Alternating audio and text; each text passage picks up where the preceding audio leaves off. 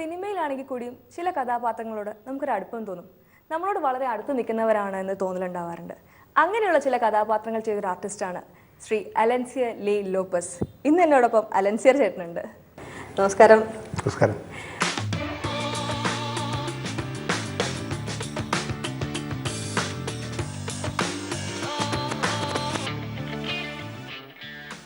എന്തുകൊണ്ട് മലയാളത്തിലേക്ക് എത്താൻ ഇത്ര വൈകി എന്നാണ് എൻ്റെ ഫസ്റ്റ് ചോദ്യം. ആരാ പറഞ്ഞ വൈകിയെന്ന്? അതിൽ ഇപ്പോഴാണ് നമുക്ക് ഒരുപാട് നല്ല കഥാപാത്രം, എനിക്ക് തോന്നുന്നു ദയ എന്നുള്ള സിനിമ തൊട്ട് തുടങ്ങി എന്നറിയാം, പക്ഷെ നല്ല നല്ല കഥാപാത്രങ്ങൾ ചെയ്തു തുടങ്ങിയത് ഇപ്പോഴാണ്. അല്ല, ഞാൻ നേരത്തെ ചെയ്തിട്ടുള്ള കഥാപാത്രങ്ങളും മോശം കഥാപാത്രങ്ങളൊന്നും അല്ലായിരുന്നു. ഞാൻ നല്ല സിനിമയുടെ ഭാഗം തന്നെയായിരുന്നു. ഞാൻ ആദ്യം അഭിനയിക്കുന്ന സിനിമ ബക്കർ സാറിൻ്റെ സിനിമയായിരുന്നു. ബക്കർജി ചെയ്ത സഖാവ്, വിപ്ലവത്തിൻ്റെ ശുക്രനക്ഷത്രം എന്ന് പറഞ്ഞിട്ടുള്ള കൃഷ്ണപിള്ളയെ കുറിച്ചുള്ള സിനിമയായിരുന്നു. ആ സിനിമ എൻ്റെ ദൗർഭാഗ്യം കൊണ്ട് എന്താണെന്ന് അറിയില്ല, അത് റിലീസ് ചെയ്തില്ല. പിന്നെ ഞാൻ റിലീസാകുന്ന പടം ദയ്യാണ്. ക്യാമറമാൻ വേണു പിന്നെ ഡയറക്റ്റ് ചെയ്ത പടം. അതിൽ മഞ്ജു വാര്യരോടൊപ്പം ഒരൊറ്റ സീനിലേ വരുന്നുള്ളൂ. ആ ഒറ്റ സീൻ ജയ്സാൽമീറിലൊരു അനുഭവം എൻ്റെ സിനിമാ ജീവിതത്തിൽ എനിക്കൊരിക്കലും മറക്കാൻ പറ്റാത്ത ഒരു അനുഭവമാണ്. പക്ഷേ ഞാൻ വൈകിട്ടൊന്നുമില്ല, അതിൻ്റെ തുടർച്ചയായിട്ട് ഞാൻ നല്ല സിനിമയുടെ ഭാഗമായി ലോകത്ത് പല മേളകളിൽ കാണിച്ചിട്ടുള്ള, ചലച്ചിത്ര മേളകളിൽ കാണിച്ചിട്ടുള്ള MB സുകുമാരൻ നായരുടെ പിന്നെ ശയനം മുതൽ ജലാംശം വരെ, അവസാനം ചെയ്ത ജലാംശം വരെയുള്ള സിനിമകളിൽ ഞാൻ അതിനകത്ത് അഭിനയിച്ചു. ഒരിക്കലും ആ ഒരു നെഗറ്റീവ് നോട്ടിലല്ല. അല്ല, നെഗറ്റീവ് നോട്ടല്ല ഞാൻ പറയുന്നത്. അതിനകത്തൊരു പോസിറ്റീവ് വശമാണ് ഞാൻ കാണുന്നത്.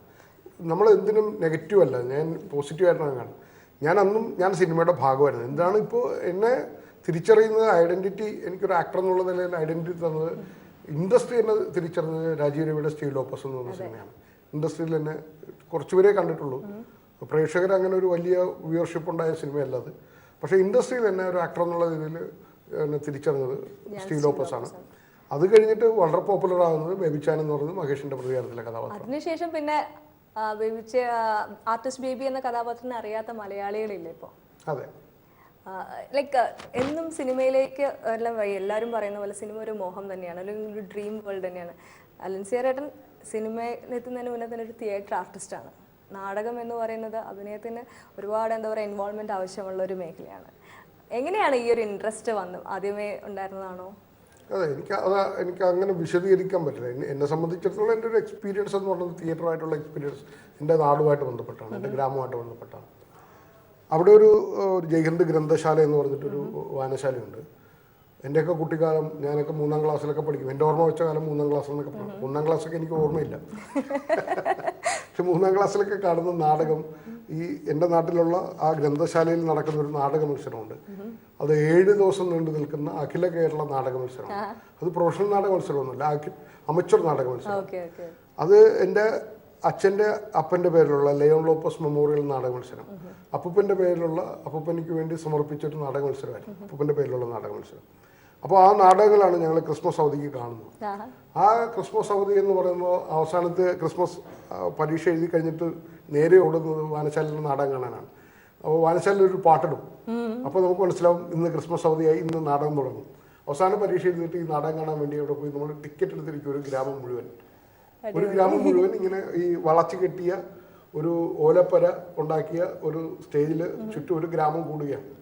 അവിടെ കാണുന്ന നാടകങ്ങൾ എൻ്റെ മനസ്സിലേക്ക് എനിക്കറിയാതെ വന്ന് പെട്ടതാവാം. സ്കൂൾ തുറക്കുമ്പോൾ ഞാൻ ആ നാടകങ്ങളിൽ പോയി സ്കൂളിൽ അഭിനയിച്ച് കാണിക്കും എൻ്റെ കുട്ടികളുടെ മുമ്പിൽ, എൻ്റെ ക്ലാസ്മേറ്റ്സിൻ്റെ മുമ്പിൽ. അന്ന് ഏറ്റവും കൂടുതൽ സ്ലേറ്റിൽ എഴുതുന്ന പെൻസിലാണ്, ഈ പെൻസിൽ. അപ്പോൾ എൻ്റെ കളക്ഷൻ, എൻ്റെ ആദ്യത്തെ ശമ്പളം എന്ന് പറയുന്നത് ഏറ്റവും കൂടുതൽ കളക്ഷൻ ഉണ്ടാകുന്നത് ഈ പെൻസിലാണ്. ഓരോ നാടകം കാണാൻ വരുമ്പോൾ ഞാൻ അഭിനയിക്കുമ്പോൾ കുട്ടികളുടെ നിന്ന് പെൻസിൽ വാങ്ങി കാണിച്ചു കൊടുക്കുന്നതിന് പകരമായിട്ട് കിട്ടിയ എൻ്റെ ഏറ്റവും ആദ്യത്തെ ശമ്പളം അത് ഞാൻ പങ്കുവയ്ക്കുകയും ചെയ്യാറുണ്ട്. സ്ലേറ്റിൽ എഴുതാൻ കിട്ടാത്ത പെൻസിൽ ഇല്ലാത്തവർക്കൊക്കെ ഞാൻ പെൻസിൽ കൊടുക്കും. കാരണം എൻ്റെ കയ്യിൽ ഒരു വലിയ ചാക്ക് കണക്കിന് കളക്ഷൻ എങ്കിൽ നമുക്കല്ലെങ്കിൽ സാധാരണ ഒരു അമ്പലത്തിൽ ഉത്സവം വരികയാണെങ്കിലോ പൂരം വരികയാണെങ്കിലോ എന്ത് പരിപാടിക്കും നാടകമില്ലാതൊരു ആഘോഷം ഉണ്ടായിരുന്നില്ല. പക്ഷെ അതൊക്കെ നാടകത്തിന്റെ അർത്ഥം തന്നെയാണ്. നാടകം നിങ്ങൾ വേർതിരിച്ചെഴുതിയാൽ നാട് അധികം അകം സമം നാടകം എന്നാണ്. അതാണ് നാടകം. നാടകമില്ലാതെ നമുക്കൊരു കലയില്ല. എനിക്കൊന്ന് ഒരുപാട് എന്താ പറയുക, കാവാലം സാർ ഉൾപ്പെടെയുള്ള വലിയ വലിയ മഹാരാജന്മാരോട് അസോസിയേറ്റ് ചെയ്തിട്ടുണ്ട്. നാടകം തന്നെയായിരുന്നു ഇത്രയും കാലവും ചെയ്തുകൊണ്ടിരുന്നത്, ഫുൾ ടൈം ആയിട്ട് നാടകം, പ്രൊഫഷണൽ നാടകം. നാടകത്തിന് പല ഘടകങ്ങളുണ്ട്. പ്രൊഫഷണൽ എന്ന് പറയുന്നത് എനിക്ക് തോന്നുന്നു കുറച്ചുകൂടി കൊമേഴ്സ്യലാണ്. ഞങ്ങളാണ് വാസ്തവത്തിൽ പ്രൊഫഷണൽ. ഞങ്ങൾ ജീവിതം സമർപ്പിക്കുകയായിരുന്നു നാടകത്തിന് വേണ്ടിയിട്ട്. അതിലാണ് ഞങ്ങളൊക്കെ എത്തിപ്പെടുന്നത്. ഞാൻ യൂണിവേഴ്സിറ്റി കോളേജിൽ ഡിഗ്രി പഠിക്കുമ്പോൾ ഞാൻ അവിടെ എത്തുമ്പോൾ നരേന്ദ്രപ്രസാദിനെ പോലെയുള്ള എൻ്റെ ഇംഗ്ലീഷ് പ്രൊഫസറായിരുന്നു. അദ്ദേഹത്തിനൊരു നാട്യഗ്രഹം എന്ന് പറയുന്നൊരു സംഘമുണ്ട്. ആ സംഘത്തിൽ ഞാൻ ആക്ടറേ അല്ലായിരുന്നു. ആ സംഘത്തിൽ അഭിനയിച്ച നടന്മാരെന്നൊക്കെ പറയുന്നത് അന്തരിച്ചു പോയ മുരളി, MR ഗോകുമാർ, MK ഗോകുമാർ എന്നൊക്കെ പറഞ്ഞ് MK ഗോപാലകൃഷ്ണൻ, അലിയാർ സാറ്, അവരുടെയൊക്കെ ഒരു സംഘം ഉണ്ടായിരുന്നു. പക്ഷേ ഞങ്ങൾക്കൊരു ക്യാമ്പസ് തിയേറ്റർ ഉണ്ട് യൂണിവേഴ്സിറ്റി കോളേജ്. അതിൽ സാറിൻ്റെയൊക്കെ മേൽനോട്ടം ഉണ്ടായിരുന്നു, പ്രസാദ് സാറിൻ്റെ മേൽനോട്ടം. പിന്നെ അതുകൂടാതെ തിരുവനന്തപുരത്ത് ഒരുപാട് വലിയ വളരെ സീരിയസ് ആയിട്ട് വളരെ വ്യത്യസ്തമായ ശൈലിയിൽ അവതരിപ്പിക്കുന്ന നാടക സംഘങ്ങളുണ്ടായിരുന്നു. ഇത് പൂജപ്പുര കേന്ദ്രീകൃതമായിട്ട് ഒരു ഭരതഗ്രഹം, CP കൃഷ്ണകുമാർ എന്ന് പറയുന്ന ഒരു സിൻഡിക്കേറ്റ് ബാങ്ക് ഉദ്യോഗസ്ഥൻ നാടകത്തിന് വേണ്ടി ഇത്രയും സമർപ്പിതമായ ഒരു ജീവിതം നയിച്ചൊരു മനുഷ്യൻ ഞാൻ കണ്ടിട്ടില്ല. പക്ഷേ അദ്ദേഹം ഇപ്പോൾ നാടകവേദിയിലില്ല. അദ്ദേഹം നാടകത്തിൻ്റെ വിജയവും പരാജയവും ഒക്കെ എന്തുകൊണ്ടാണെന്നറിയില്ല നാടകം ഉപേക്ഷിച്ചു പോയി. അദ്ദേഹമാണ് എൻ്റെ ഗുരുനാഥൻ. വളരെ ഗൗരവത്തോടെ നാടകത്തെ കാണാൻ എന്നെ പഠിപ്പിച്ചൊരു ഗുരുനാഥനാണ് CP കൃഷ്ണകുമാർ. ആ സമയത്ത് തന്നെ നാടകയോഗം എന്ന് പറഞ്ഞിട്ട് K രഘു എന്ന് പറഞ്ഞൊരു ഡയറക്ടർ, അത് സ്ട്രീറ്റ് പ്ലേ ആണ് ചെയ്തുകൊണ്ടിരിക്കുന്നത്. ബോഡി ലാംഗ്വേജിലൂടെ നാടകം കമ്മ്യൂണിക്കേറ്റ് ചെയ്യുക എന്ന് പറയുന്നത്. അങ്ങനെ വളരെ, പിന്നെ കാവാല സാറ് വളരെ ശൈലീകൃതമായ സ്റ്റൈലിസ്റ്റ് പ്ലേ ചെയ്യുന്ന സാധനം. അങ്ങനെ ഇത്തരം നാടക സംഘങ്ങളാണ് എന്നെ ഒരു നടൻ രൂപപ്പെടുത്തി. ഈ നാടക സംഘങ്ങളിലൊക്കെ എനിക്ക് അഭിനയിക്കാൻ പറ്റി, അത് പഠിക്കാൻ പറ്റി. ഇപ്പോൾ സിനിമയിൽ തന്നെ സജീവമാകുമ്പോൾ തിയേറ്ററിലേക്ക് പോകാനുള്ള സമയം കിട്ടാറുണ്ടോ, അല്ലെങ്കിൽ അതിന് വേണ്ടിയിട്ടുള്ള എന്തെങ്കിലും ഒരു കുറച്ച് സമയമെങ്കിലും മാറ്റിവെക്കാൻ പറ്റാറുണ്ടോ? അല്ല, ഞാൻ സത്യത്തിൽ നാടകം ചെയ്തിട്ട് ഇപ്പോൾ കുറേ കാലമായി എന്ന് പറയാം. കുറേ കാലമായി എന്ന് പറയുന്നത് ഒരുപാട് സംഘം ചേർന്നുള്ളൊരു നാടക പ്രവർത്തനത്തിനാണ്. ഞാൻ കഴിഞ്ഞ വർഷം നാടകം ചെയ്ത ആളാണ്. അതൊരു 1 man ഷോ ആണ്. ഞാൻ തിയേറ്റർ ഡേ, എന്നെ സംബന്ധിച്ചിടത്തോളം എനിക്ക് നാടകം ചെയ്യാതിരിക്കാൻ പറ്റില്ല. ഞാൻ എൻ്റെ ഭാര്യയെ എന്നെ പ്രേമിക്കുന്ന കാലത്ത് ഞാനൊരു പ്രേമവുമായിരുന്നു. അവളോട് പറഞ്ഞൊരു ഒറ്റ കണ്ടീഷനേ ഉള്ളൂ. അത് പണ്ട് ടീച്ചേഴ്സ് എന്നോട് ചോദിച്ച എല്ലാ കുട്ടികളോടും ചോദിക്കും, വലുതാകുമ്പോൾ എന്താകണം? എല്ലാവരും ഡോക്ടറും എഞ്ചിനീയറും എന്നൊക്കെ പറയുമ്പോൾ ഞാൻ പറഞ്ഞു എനിക്കൊരു നടനാകണം എന്ന്. അത് സിനിമാ നടനാകണമെന്നില്ല, എനിക്കൊരു നല്ല നടനാകണം എന്നുള്ളതായിരുന്നു എൻ്റെ ആഗ്രഹം. അത് എന്തിനാണെന്ന് ഞാൻ അങ്ങനെ പറഞ്ഞെന്ന് എനിക്കറിയില്ല. പ്രേമിക്കുന്ന കാലത്ത് ഞാൻ എൻ്റെ ഭാര്യയോട്, ഇപ്പോൾ എൻ്റെ ഭാര്യയായിരിക്കുന്ന എൻ്റെ അന്നത്തെ കാമുകിയോടും പറഞ്ഞത്, ജീവിതകാലം മുഴുവൻ ഞാൻ അഭിനയിക്കും. അത് നാടകമാണോ സിനിമയാണോ എന്താണെന്നുള്ളത് കാര്യത്തിൽ എനിക്ക് അറിഞ്ഞുകൂടാ. സിനിമയിലായാലും നീ രക്ഷപ്പെട്ടു. നാടകമാണെങ്കിൽ നമുക്ക് കഷ്ടപ്പാടുകൾ ഉണ്ടാകും. കാരണം ഞാൻ ഒട്ടും സുരക്ഷിതമല്ലാത്തൊരു കേരളീയ അന്തരീക്ഷമാണ് നാടകക്കാരന് തരുന്നത്. സിനിമ പോലെയുള്ളൊരു കൂടുതൽ അട്രാക്റ്റീവായി തോന്നുന്നത് അതിലെ റെമ്യൂണറേഷൻ, കൂടുതൽ കുറേ കൂടെ ഫെയിം, ഒരു ഈസി ഫെയിം ആണ്, കുറച്ചും കൂടി ഈസി ആയിട്ടുള്ള ഒരു. അല്ലല്ല, അത് നിങ്ങളുടെ ഒരു തെറ്റായ ധാരണയാണ്. അത് ഈസി ഫെയിം അല്ല, ഇതിനകത്തൊരു പെയിൻ ഉണ്ട്. നിങ്ങളൊരു നാടകം ചെയ്യുന്നത് പോലെ തന്നെയാണ് ഒരു ക്യാമറയുടെ മുമ്പിൽ ഇന്ന് പെർഫോം ചെയ്യുന്നത്. അതിനകത്ത് ഓരോ മനുഷ്യർ കഷ്ടപ്പെടുന്ന ഒരു സാധനമുണ്ട്. നിങ്ങൾ വിചാരിക്കുന്നു കാരവാനകത്ത് മമ്മൂക്കായും മോഹൻലാലും ഇരുന്നിട്ട് ഇങ്ങനെ സുഖജീവിതം നയിക്കുന്നതാണ്. അല്ല, ഏതു മഴയത്തും ഏത് വരമ്പത്തും ഏത് വെയിലത്തും അവർ കാരവാനിൽ നിന്ന് പുറത്തിറങ്ങിയേ പറ്റൂ. കാരവാനിനകത്തിരിക്കാൻ പ്രേക്ഷകരാണ് അവരെ ഇത് കൊടുത്തത്. കാരണം ഒരു നിമിഷം പോലും അവരെ സ്വതന്ത്രത്തോടെ ഇരിക്കാൻ സമ്മതിക്കാതെ ഒരു ഷോട്ട്, ഒരു എല്ലാവരുടെ കയ്യിൽ ഇപ്പോൾ ഒരു മൊബൈലാണ്, ഒരു എടുത്തോട്ടെ എത്ര പേരുടെ മുമ്പിൽ അവർ നിന്ന് കൊടുക്കണം, എത്ര പേരുടെ മുമ്പിൽ നിന്നിട്ട് കള്ളത്തരത്തോടെ ചിരിക്കണം. ഒരു അങ്ങനെ ഒരു കൃത്രിമമായ ജീവിതത്തിലേക്ക് അവരെ നീട്ടിവിട്ടത് പ്രേക്ഷകർ തന്നെയാണ്. ഒരു സ്വാതന്ത്ര്യം കൊടുക്കുക. അവർ മനുഷ്യരാണ്, അവർക്ക് 2 കണ്ണേ ഉള്ളൂ. 2000 കണ്ണുകൾ അവരെ നോക്കി കൈവീശി കാണിക്കുമ്പോൾ സത്യസന്ധമായിട്ട് എല്ലാവരെയും നോക്കി ചിരിക്കാനൊന്നും പറ്റില്ല. അപ്പോൾ അഹങ്കാരമാണെന്ന് പറയും. ഞാൻ ഈ സ്റ്റണ്ട് സീനുകളൊക്കെ കണ്ടിട്ട് ഞാൻ പല സിനിമകളിലും എക്സാജറേഷൻ ആണെന്ന് തോന്നിയിട്ടുണ്ട് ഒരു പ്രേക്ഷകൻ എന്നുള്ളത്. എന്ത് ബോറാണ് നമുക്ക് തോന്നിയിട്ട്, ഇങ്ങനെയൊക്കെ പറ്റുമെന്ന് തോന്നിയിട്ട്. പക്ഷെ നിങ്ങൾ അതിൻ്റെ ഭാഗമാകുമ്പോൾ ഈ സിനിമ ഒരു 4 ദിവസമാണ് ഷൂട്ട് ചെയ്യണം. ഒരു സ്റ്റണ്ട് എന്നൊക്കെ പറഞ്ഞു ഞാൻ മഹേഷിൻ്റെ പ്രതികാരത്തിൽ ഞാൻ കണ്ടതാണ്. അവരുടെ തമ്മിലുള്ള ഫൈറ്റ്, ഭരതും പ്രതിനായകനും തമ്മിലുള്ള ഫൈറ്റ് എടുക്കുന്ന 4 ദിവസമാണ്. ആ ഫൈറ്റ് കാണുമ്പോൾ ഞാൻ അന്തപ്പെട്ടു. ബേബി ചേട്ടനിൽ നിന്ന് പാപ്പി ചേട്ടനിലേക്കുള്ള ദൂരം എത്രത്തോളം ഉണ്ടായിരുന്നു അത് നോക്കാം, അത് നമുക്ക് കണ്ടു നോക്കാം. ബേബി ചായനും പാപ്പി ചേട്ടനും എന്തായാലും രണ്ടാണ്. പക്ഷേ കരുണയുടെയും സ്നേഹത്തിൻ്റെയും ഒക്കെ ഒരു മനുഷ്യത്വത്തിൻ്റെയൊക്കെ ഒരു പ്രതീകമായിട്ടുള്ളൊരു കഥാപാത്രം തന്നെയാണ് എനിക്ക് ഇപ്പോൾ 2ലും കിട്ടിയിരിക്കുന്നത്. കിസ്മത്തിൽ അങ്ങനെയല്ല. കിസ്മത്തിൽ ഒരു വേറെ തരം ഒരു ഭയങ്കര റിജിഡായിട്ടുള്ളൊരു വാപ്പയായിട്ടാണ് അഭിനയിച്ചിരിക്കുന്നത്. വളരെ സീരിയസ് ആയിട്ടുള്ള. പക്ഷെ അവിടെ പോലും വാപ്പയ്ക്ക് ഉണ്ടാകുന്ന ഒരു സ്നേഹമൊക്കെ കാണിക്കുന്നുണ്ട്. അവിടെ പോലും അങ്ങനെയാണ് വേണ്ടത്. ആ ഒരാളും പ്രതിപുരുഷനല്ല എന്ന് പറയുന്നത്. എല്ലാവർക്കും അവരുടെ ന്യായീകരണങ്ങളുണ്ട്. എല്ലാവരും അവരുടെ ലൈഫിലെ ഹീറോ തന്നെയാണ്, ആരും ആന്റി ഹീറോ അല്ല. അല്ല, ആൻറ്റി ഹീറോ ഒന്നുമല്ല. അത് നിങ്ങൾ ഞാൻ കുറ്റപ്പെടുത്തിയാൽ നിങ്ങൾ ആൻറ്റി ഹീറോ ആവും, നിങ്ങൾ എന്നെ വിരൽ ചൂണ്ടിയാൽ ഞാൻ ആൻറ്റി ഹീറോ ആവും.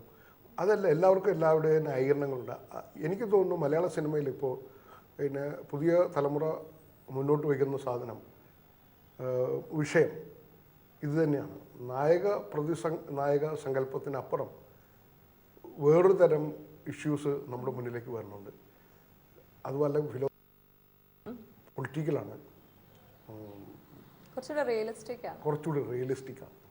സത്യസന്ധമായി കഥ പറയാൻ ശ്രമിക്കുന്ന ഒരു തലമുറയുടെ ഭാഗമാകാൻ എനിക്കും പറ്റിയെന്ന് പറയുന്നത്, അവരുടെ കൂടെ എത്താൻ പറ്റിയെന്ന് പറയുന്നത് ഈ 51-ാം വയസ്സിൽ എനിക്ക് കിട്ടിയ വലിയ ലോട്ടറിയാണ്. ഗപ്പിയിലെത്തിയപ്പോൾ ഞാൻ ആദ്യം ഡേറ്റ് കൊടുക്കുന്നത് ഗപ്പിക്കായിരുന്നു. ഈ തോപ്പിൽ ജോപ്പൻ ഇത്തരം സിനിമകൾ വരുന്നതിന് മുമ്പ് ഞാൻ ഡേറ്റ് കൊടുത്തത് ഗപ്പിക്കായിരുന്നു. അപ്പോൾ അതിനിടയ്ക്കാണ് മമ്മൂക്ക പറഞ്ഞിട്ട് തോപ്പിൽ ജോപ്പൻ എന്ന് പറഞ്ഞ പടത്തിലേക്ക് എനിക്ക് വീണ്ടും വിളി വരുന്നത്, കസബ കഴിഞ്ഞു. അപ്പോൾ ഞാൻ അന്ന് അവരോട് പറഞ്ഞു, ഞാനിങ്ങനെ ഗപ്പി എന്ന് പറഞ്ഞൊരു, എനിക്കിങ്ങനെ ഓടി ഡേറ്റ് ക്ലാഷായിട്ട് അഭിനയിക്കാൻ എനിക്ക് ടെൻഷനുള്ള ഒരാളാണ്. ആദ്യം തന്നെ എനിക്ക് അങ്ങനെ പ്രശ്നം ഉണ്ടാക്കണ്ടെന്നൊക്കെ വിചാരിച്ചു. അപ്പോൾ എന്നെ ഇവർ സഹിച്ചു. ഗപ്പിക്ക് കൊടുത്ത എല്ലാ ഡേറ്റുകളും അവർ എൻ്റെ അടുത്ത മറ്റേ പടത്തിന് വേണ്ടി, എനിക്ക് പിന്നാലെ വന്ന പടത്തിന് വേണ്ടി അവർ മാറ്റി തന്നു. പിന്നെ എൻ്റെ കൂടെ അഭിനയിക്കുന്നവരൊക്കെ, സുധീറിനെ എനിക്ക് നേരത്തെ അറിയാം. സുധീർ കരമനല്ല, കരമന ജനാർദ്ദനൻ നായരാണ് എൻ്റെ സുഹൃത്ത്. അത്രയും പ്രായമൊന്നുമില്ല എനിക്ക്. ഞങ്ങൾ സ്കൂട്ടർ എന്നൊക്കെ പറഞ്ഞൊരു സീരിയൽ ദൂരദർശന് വേണ്ടി ഞങ്ങൾ സുഹൃത്തുക്കൾ പ്രൊഡ്യൂസ് ചെയ്തു. കരമന ചേട്ടനായിരുന്നു എൻ്റെ ഡയറക്ടർ. അപ്പോൾ അന്ന് മുതലുള്ള സൗഹാർദ്ദമാണ് അവിടെ. പിന്നെ ഈ സിനിമയിലെത്തുമ്പോഴാണ് ഞാൻ സുധീറുമായിട്ട് ഒരുമിച്ച് അഭിനയിക്കുന്നത്. അപ്പോൾ അങ്ങനെ എല്ലാം സൗഹാർദ്ദങ്ങളും ഈ ഗപ്പിയിലേക്ക് എത്തുന്നു. അലൻസിയറേട്ടൻ്റെ ഏറ്റവും ഇഷ്ടപ്പെട്ട ഈ ചിരി തന്നെയാണ്, വളരെ മനസ്സ് തുറന്നുള്ള ചിരി. ആ ഒരു ചിരി കാണുമ്പോൾ തന്നെ വളരെയധികം സന്തോഷമുണ്ട്. എന്നാലും ഗപ്പി പോലുള്ള സിനിമ മലയാളത്തിന് ഭയങ്കര ആവശ്യമായിട്ടുള്ള സമയം. നമ്മൾ പഴയ കാലത്തെക്കുറിച്ച് വളരെ വാചാലമായി സംസാരിക്കാറുണ്ട്. മലയാള സിനിമയുടെ ഒരു നല്ല പീരീഡ് എന്നൊക്കെ പറഞ്ഞ് 80s ഇങ്ങനെ ഒരു പീരീഡ് പറയും. എനിക്ക് തോന്നുന്നു നല്ലതിനും ചീത്തയ്ക്കും കാലങ്ങളുണ്ട്. ചിലത് ചീഞ്ഞു പോവാം, ചിലത് നന്നായി വരാം. നല്ല വിത്ത് മുളയ്ക്കും, ചീത്ത വിത്തും ഉണ്ടാകും. പുതിയ തലമുറയിൽ എനിക്ക് തോന്നുന്നു ഈ നമ്മുടെ മലയാള സിനിമയെ സംബന്ധിച്ചിടത്തോളം വളരെ സമ്പന്നമായ ഡെഡിക്കേറ്റഡ് ആയിട്ടുള്ള ഒരു കാലഘട്ടം വരികയാണ്. ആർട്ടിസ്റ്റിൻ്റെ കാര്യത്തിലായാലും സംവിധായകരുടെ കാര്യത്തിലായാലും സിനിമയെ വളരെ സീരിയസ് ആയിട്ട് കാണുന്ന, വെറും ഉപജീവനമല്ലാതെ കാണുന്ന, അതിനകത്തൊരു പാഷനായിട്ട് വരുന്ന ഒരുപാട് സംവിധായകർ, പുതുതലമുറ സംവിധായകർ വരുന്നുണ്ട്. അപ്പോൾ ജോൺ ബോളിനെ പോലുള്ളവരായാലും ഷാനവാസ് ബാബുട്ടിയെ പോലുള്ളവരായാലും ഒരു തുടർച്ച, രാജീവ് രവിയുടെയൊക്കെ കാലത്തിന് പോലെ അവരൊക്കെ സഞ്ചരിക്കുന്ന ഒരു രാഷ്ട്രീയം പറയുന്ന സിനിമകൾ വരുന്നുണ്ട്. വെറുതെ ഒരു എൻ്റർടൈൻമെൻ്റ് അല്ലാതെ സിനിമ നിങ്ങളോട് എന്തെങ്കിലും കമ്മ്യൂണിക്കേറ്റ് ചെയ്യണം, നിങ്ങളോട് സംവദിക്കണം. അത് എനിക്ക് പറയാനുള്ളതാണ്, അല്ലാതെ നിങ്ങളെ സംതൃപ്തിപ്പെടുത്താനോ നിങ്ങളെ ചിരിപ്പിക്കാനോ കരയിപ്പിക്കാനുള്ളതല്ല എന്ന് പറയുന്ന തരത്തിലുള്ള സിനിമ ഉണ്ടാകുന്ന ഒരു പീരീഡിൽ അവരോടൊപ്പം എൻ്റെ 51-ാം വയസ്സിൽ എത്തിപ്പെടാൻ പറ്റിയെന്നുള്ളതാണ് എൻ്റെ ഏറ്റവും വലിയ ഭാഗ്യമായിട്ട് ഞാൻ ഇതിനകത്ത് കാണുന്നത്. എന്തായാലും 51 വയസ്സെന്ന് ഇടയ്ക്ക് 2 പ്രാവശ്യം പറഞ്ഞായിരുന്നു. 51 വയസ്സിൽ നിന്ന് ലേറ്റ് വന്നാലും ലേറ്റസ്റ്റ് വരുമെന്ന് പറഞ്ഞതുപോലെ ഇപ്പോൾ നല്ല നല്ല കഥ. അല്ലല്ല, ഇതിനൊക്കെ വേറൊരു രസകരമായ തൊപ്പിൽ ജോപ്പൻ അഭിനയിക്കുമ്പോൾ നമുക്ക് അതിനകത്തൊരു കബഡി കളി ഉണ്ടായിരുന്നു. ഈ കബഡി കളിച്ചുകൊണ്ടിരിക്കുന്നതിനിടയിൽ എന്നെ ഇങ്ങനെ ഈ കഴുത്തിനിങ്ങനെ പിടിച്ചിട്ട് കറക്കി ഇറങ്ങി ഞാൻ ചെന്ന് മമ്മൂക്കയുടെ കാലിൽ വീഴണം. അതായിരുന്നു ഷോട്ട്. അപ്പം സ്റ്റണ്ട് മാസ്റ്റർ കാണിച്ചു, എന്നെ കറക്കി എറിഞ്ഞു, ഞാൻ മമ്മൂക്കയുടെ കാലിൽ വീണു. പക്ഷേ റിഹേഴ്സൽ കഴിഞ്ഞിട്ട് അടുത്ത ആക്ടർ വന്നു. അദ്ദേഹത്തിൻ്റെ ഞങ്ങൾ തമ്മിലുള്ള ഒരു ടൈമിങ് തെറ്റിയിട്ട് ഞാൻ തെക്ക് വടക്ക് ഏത് ദിക്കറിയാതെ ഞാൻ വേറെ എവിടെയായിരുന്നു വീണ് കഴിഞ്ഞിട്ട് ഇങ്ങനെ സംവിധായകൻ ജോണി ആൻ്റണി ഓടി വന്നിട്ട് പറഞ്ഞു, ഇനി അത് വേണ്ട, ഇങ്ങനെ കറക്കി കഴുത്തിൽ ഇങ്ങനെ കുത്തിപ്പിടിക്കൊന്നും വേണ്ട, വെറുതെ ഒന്ന് തള്ളിയാൽ മതി എന്ന് പറഞ്ഞു. അപ്പോൾ മമ്മൂക്ക ഇങ്ങനെ ഇരുന്നിട്ട് ഇത് കണ്ടിട്ട് നിന്ന് പറയാണ്, എന്താ അത് നന്നായിരുന്നു, കൊള്ളാം, കുഴപ്പമില്ല. അപ്പം ഞാനിങ്ങനെ നോക്കി, പാവം എന്നെ ഇത്രയും ക്രൂരമായി ഉപദ്രവിക്കാമോ എന്നുള്ള ലൈനിൽ നോക്കിയപ്പോൾ ഇത്രയും വയസ്സെത്രയായി എന്നോട് ചോദിച്ചു. അപ്പോൾ ഞാൻ ഭയങ്കര കുറച്ച് പ്രായം കൂട്ടി പറഞ്ഞാൽ ഒരു സഹതാപം കിട്ടുമെന്ന് പറഞ്ഞിട്ട് ഞാൻ 2 വയസ്സ് കൂട്ടി 53 എന്ന് പറഞ്ഞു. അപ്പോൾ മമ്മൂക്കയുടെ ഒരു കമൻറ്റ്, ലാലിനേക്കാൾ ചെറുപ്പമാണ്, പുള്ളി ചെയ്തോളും.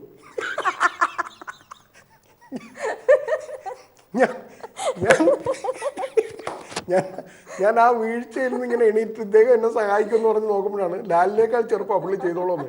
അപ്പം ഞാൻ ദയനീയമായി നോക്കിയപ്പോൾ മമ്മൂക്ക പറയണം ഇങ്ങനെ ഓരോന്ന് പഠിക്കണമെന്ന്.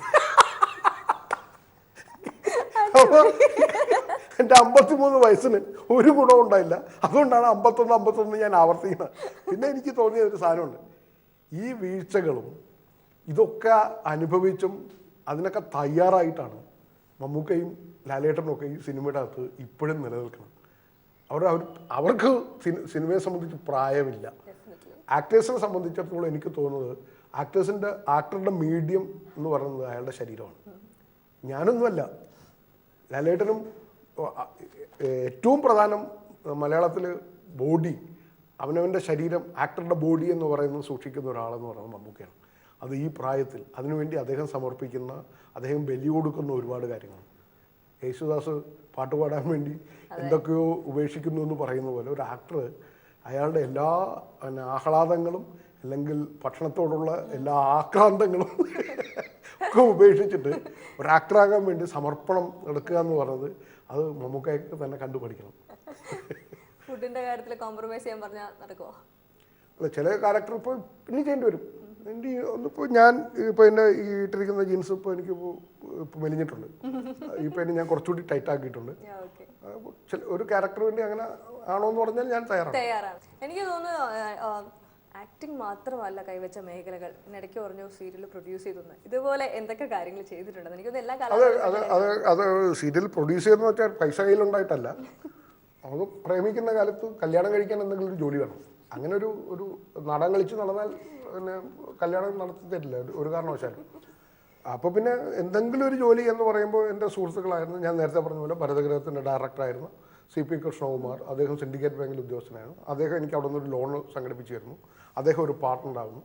സതീഷ് വെങ്ങാനൂർ എന്ന് പറഞ്ഞിട്ട് ഡോക്യുമെൻ്ററി ചെയ്യുന്നൊരു, അങ്ങനെ കരമന ചേട്ടനുമായിട്ട് ഒരു നാടക മത്സരത്തിന് ജഡ്ജായിട്ട് പോകുമ്പോഴാണ് കരമന ചേട്ടൻ, ജനാർദ്ദന ചേട്ടൻ അതിൻ്റെ നാടക മത്സരം ഉദ്ഘാടനം ഞങ്ങൾ ജഡ്ജായിരുന്നു.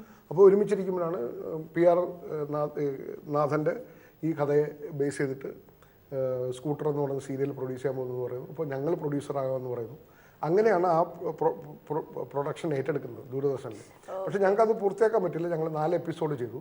അതിലന്ന് മേനകയായിരുന്നു നായിക, മണിയമ്പിള്ള രാജു, ശ്രീനിവാസൻ വരേണ്ട ഘട്ടമെത്തിയപ്പോൾ അദ്ദേഹമായിരുന്നു നായകനായിട്ട് വരേണ്ടിയിരുന്നത്. പക്ഷേ അദ്ദേഹത്തിപ്പോൾ നമ്മുടെ കയ്യിൽ പൈസ ഇല്ലായിരുന്നു.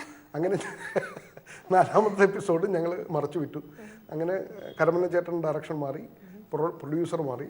പക്ഷെ ഞങ്ങൾക്ക് ഓരോ താങ്ക്സ് കിട്ടി. എല്ലാ ഞായറാഴ്ചയും ദൂരദർശന നന്ദി ഇങ്ങനെ കാണിച്ചു പോകുമായിരുന്നു.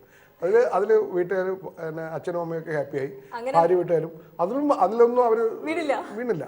പിന്നെ ഞാൻ ഒരു ഹോട്ടൽ നടത്തി തിരുവനന്തപുരത്ത്, ഒരു ബ്രിഡ്ജ് റെസ്റ്റോറൻറ്റ് എന്ന് പറഞ്ഞിട്ട്. അവള് ട്യൂഷനൊക്കെ പോകുമ്പോൾ അവിടെ ഒന്ന് ചായ കുടിച്ചു പോയല്ലാതെ അതിലൊരു ഗുണം ഉണ്ടായില്ല. അവസാനം വീട്ടിലെത്തിയോ ചേച്ചി? റെഡിമെയ്ഡ് ഷോപ്പ് നടത്തി, ഹോൾസെയിൽ ബിസിനസ് എന്നൊക്കെ പറഞ്ഞു കഴിഞ്ഞപ്പോൾ വലിയ ബിസിനസ്സുകാരനാണെന്ന് തോന്നി. അപ്പോൾ അതിലാണ് പെട്ടത്. അപ്പോൾ കുറച്ച് പൈസ വന്നു. അവളല്ല, അത് എൻ്റെ വീട്ടുകാരും അവളുടെ വീട്ടുകാരും. അപ്പോൾ ഒരു ബിസിനസ്സൊക്കെ ഉണ്ട്, എന്നൊരു അന്തസ്സുള്ള ബിസിനസ്സാണ് റെഡിമെയ്ഡ് ബിസിനസ്, അല്ല ചായക്കടയല്ല എന്ന് പറഞ്ഞിട്ട് പാവം എൻ്റെ കൂടെ വന്നു. പക്ഷെ എന്നിട്ട് ഞങ്ങളിങ്ങനെ സന്തോഷത്തോടെ എല്ലാ കഷ്ടപ്പാടുകളിലും അവളുടെ ഒരു കണക്ക് അധ്യാപികയായതുകൊണ്ട് എൻ്റെ കണക്കുകൾ തെറ്റാതെ കാര്യങ്ങളൊക്കെ നടന്നു പോകുന്നു. സന്തോഷമായിട്ട്, ഹാപ്പി ആയിട്ട്, സന്തുഷ്ട കുടുംബമായി പോകുന്നു. കുട്ടികൾ ആലൻ സാവിലോപ്പസ് മൂത്തവൻ, അവന് കുറച്ച് എഴുത്തിൻ്റെയും ഇതിൻ്റെയൊക്കെ രോഗമുണ്ട്. എന്നെ പോലെയാണ്, ചിലപ്പോൾ ശരിയാവും. ഇളയവൻ കുറച്ചുകൂടി പ്രാക്ടിക്കലാണ്. അവനാണ് അലൻ സ്റ്റീവ് ലോപ്പസ്. അവന് ഇടത് കൈ കൊണ്ട് പടം വരയ്ക്കുന്നവനാണ്. അതുകൊണ്ട് കുറച്ചുകൂടി ഷാർപ്പാണ്. അപ്പോൾ എന്തായാലും നമുക്ക് മലയാളികൾക്ക് എന്നും ഒരു എന്താ പറയുക ട്രീറ്റ് തന്നെയാണ് അലൻസിയേട്ടനെ സ്ക്രീനിൽ കാണുന്നത്. നല്ല നല്ല കഥാപാത്രങ്ങളായി ഇനിയും നമ്മുടെ മുന്നിലേക്ക് വരിക. ഞങ്ങളത് എന്താ പറയുക ഏറ്റെടുക്കുന്നതായിരിക്കും. All the best for the future. Thank you. ഞാൻ എന്നെ ഇവിടെ ഇരുത്തി ഇത്രയും വർത്തമാനം പറഞ്ഞാലും എൻ്റെ ജീവിതം മുഴുവൻ നിങ്ങളോട് ആത്മകഥ എഴുതേണ്ടതായിരുന്നു. നമ്മളത് അരമണിക്കൂറിൽ ചുരുക്കി. സന്തോഷമുണ്ട്.